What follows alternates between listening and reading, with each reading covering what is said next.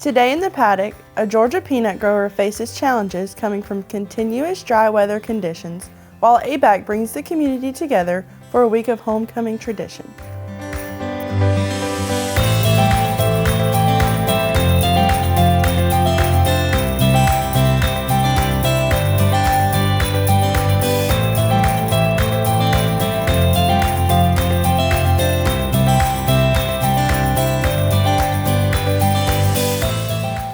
Hello, and welcome to the paddock. I'm McKenna Nettles.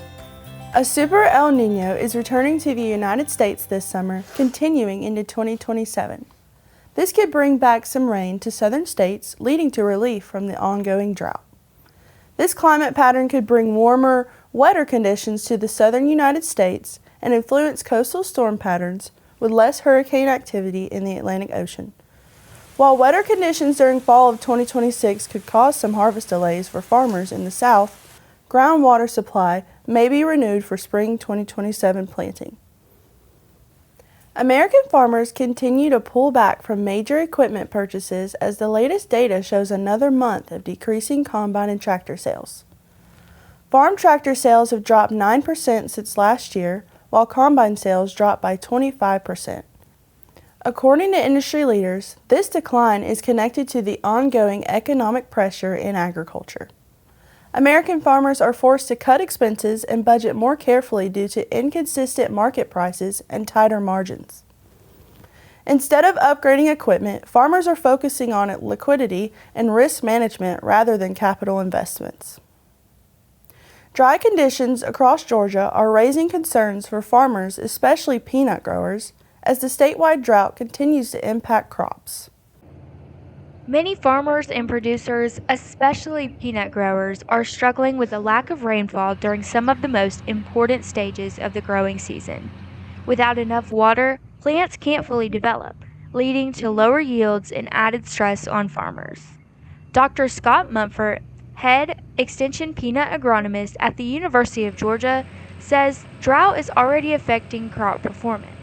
That makes our water table lower than normal. That makes the profile in which we plant this crop a little bit lower than normal. And so we've not had a widespread rain. It's been very spotty. And so, yeah, we're in a severe drought situation.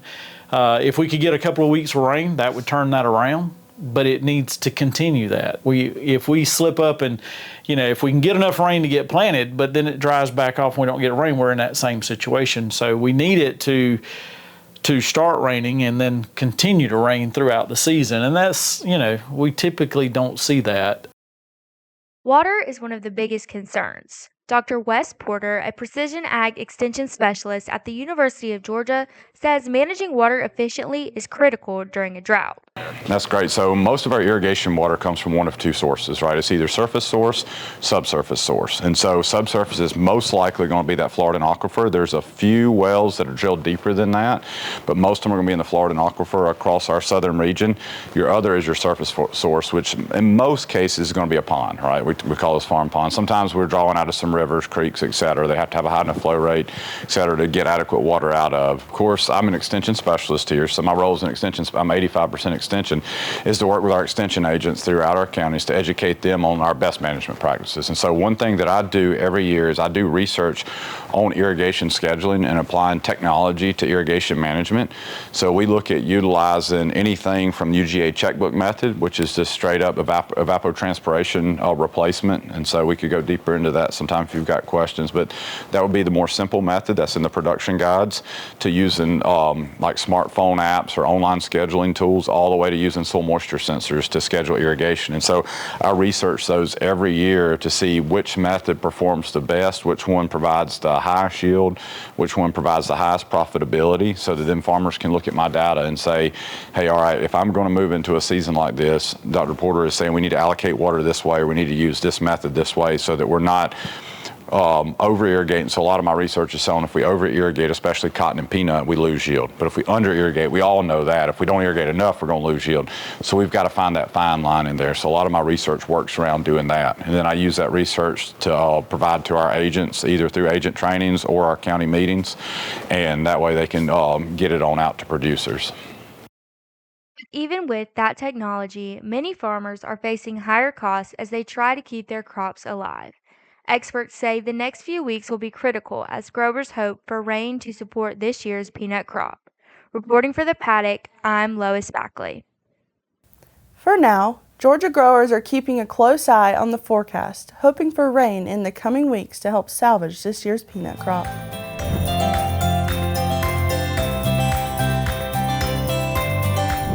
Hey, I'm Samantha Shackelford with your weather outlook for the Southeast and across the country. The April outlook from the Climate Prediction Center is not promising for rain in the Southeast, where we see below average rainfall, whereas parts of Texas, Oklahoma, and much of the Midwest is expected to see above average rainfall. In the Southeast, we expect above average temperatures, meaning warmer days than usual, with summer conditions on the rise. With the combination of warmer weather and limited rainfall, drought becomes an extreme concern. 9.6 million Georgia citizens are living in drought areas, according to the Drought Monitor. Drought has crept past the Florida line and is set in heavy for the North Florida area. This means that farmers can experience low crop yields and livestock yields due to the depleting soil moisture level. 50% of the country is experiencing drought, which is detrimental to the soon-to-be hay harvesting season. Most of the country would have seen ample amount of rainfall. However, this has not been the case. That's your weather outlook. In the Paddock, I'm Samantha Shackelford. Homecoming week is a big deal here at ABAC. From pack stands to campus-wide events, students and faculty came together to make this year one to remember. Here's our Hadley Saxon with more.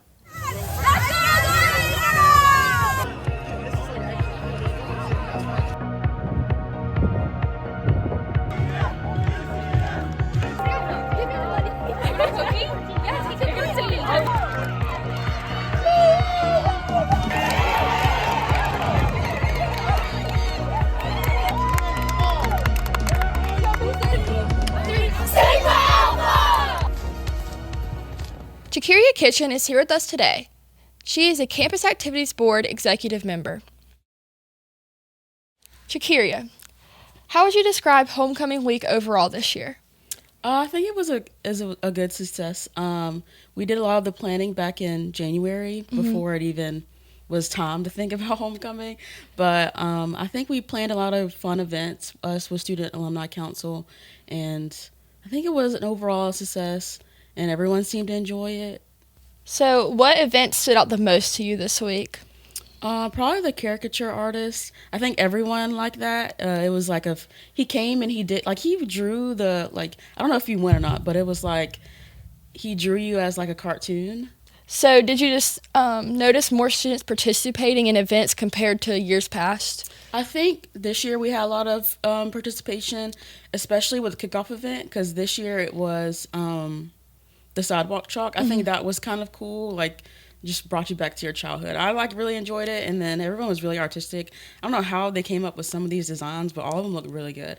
I know last year we did the line dancing, and line dancing is fun. I feel like it's very ABAC, but it's like a class here, so I don't think a lot of people were as interested in it as compared to the sidewalk chalk. It was kind of just like a fun, you do your own thing kind of fun thing. And I've noticed after y'all did the sidewalk chalk competition, I've seen a lot more people drawing with chalk on campus. So I think that's really cool. I kind of encouraged that after homecoming week as well.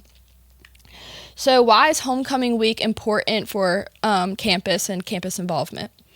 Usually it's around April, late April or mid-April, and that's usually when students are just so hectic, it's so hectic in the semester. You're about to get ready for finals, about to get ready for summer break, and I think it's really important to just take a minute to just stop and have fun. And I know it gets really competitive sometimes, with clubs, everyone's trying to compete to get Club of the Year, and this is one of the events for it is Club Olympics and participate in throughout homecoming week. But I think it's just a good way to just allow students to just stop and just think about something other than school. And it's just a fun way to just let loose. Yeah. I was at Club Olympics, so can you kind of describe the atmosphere at Club Olympics and what is that like? It's really funny. Everyone, just seeing especially tug of war, people get really serious about it. And so it's fun, and it's just I I guess it's like a good time. I don't know. Like, it's like really joyful. Like everyone's competing. Everyone's trying to get most spirited. So everyone's being loud. Everyone's trying to like, dressing best, trying to get the most spirited. And then obviously the competitions, like everyone's being competitive, and it's like just funny. Just they go all out. And also during the relay race, people falling. That was funny on the dirt track. So that was funny. Yeah.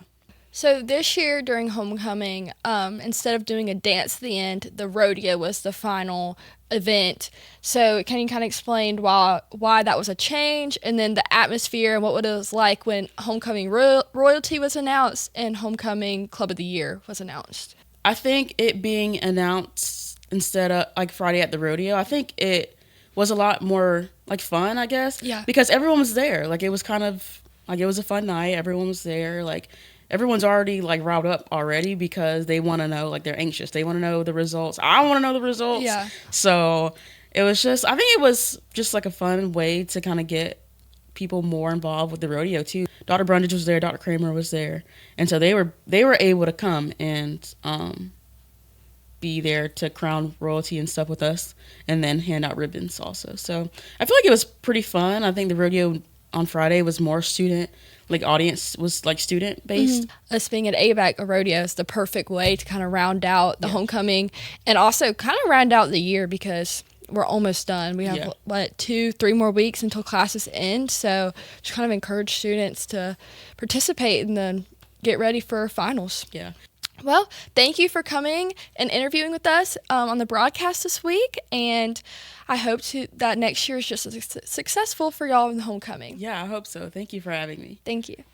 In the paddock, I'm Hadley Saxon. Hey, I'm Colin Souter with your Market Outlook. Let's take a look at prices and markets as of April 15, 2026. Starting with the corn, prices rallied earlier this season up near 480, but have since pulled back. Right now, corn is trading around 460 after recently bouncing off nearly 450. The market is still looking for direction after that recent drop. Moving over to cotton, it's been a much stronger market.